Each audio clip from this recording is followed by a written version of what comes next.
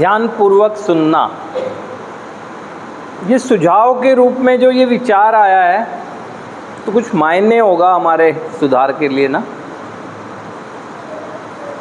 क्योंकि कार्यक्रम में वही चीज़ें आएंगी सुझाव के रूप में जो हमारी पर्सनालिटी को डेवलप करने में एक अहम भूमिका निभाएंगी। यानी हमारे चरित्र में वो कमियां हैं, इसीलिए ये सुझाव इस तरह से आते हैं।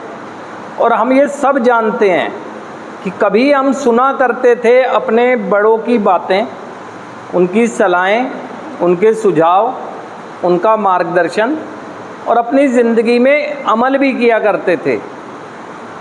लेकिन जब से हम कहें तो एडिक्शन में अगर हम गए या हमारी ज़िंदगी ने एक नकारात्मक दिशा ली, तो अब हम अपनी मनमर्जी करने लगे।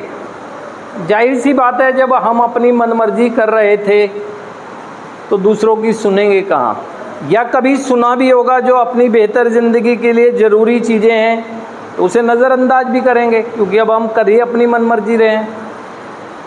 तो लेकिन आज अगर हम अपने उस इच्छाओं पर चलने वाले विनाश को स्वीकार कर रहे हैं तो फिर अब हमें पुनर्निर्माण जो करना है उसमें फिर वही चीज़ें रिकॉल करनी होंगी जो कभी हमने अपनी बेहतर ज़िंदगी के लिए अमल में लाई थी।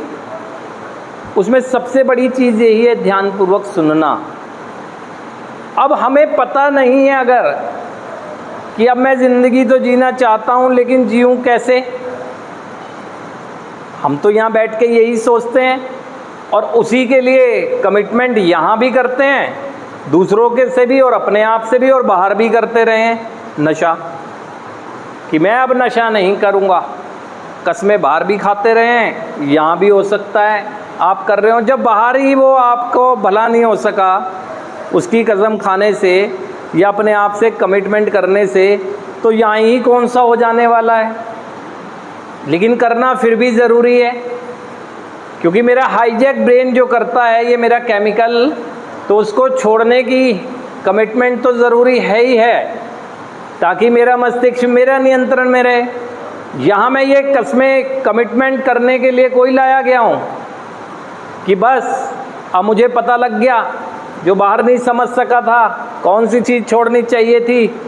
और कमिटमेंट तो क्यों भूल जाता हूँ कि ये कमिटमेंट तो कई बार हम लोगों ने किए हैं, बाहर हो गया ठीक, कोई हमारा नहीं हुआ। उससे अलग प्रक्रिया के लिए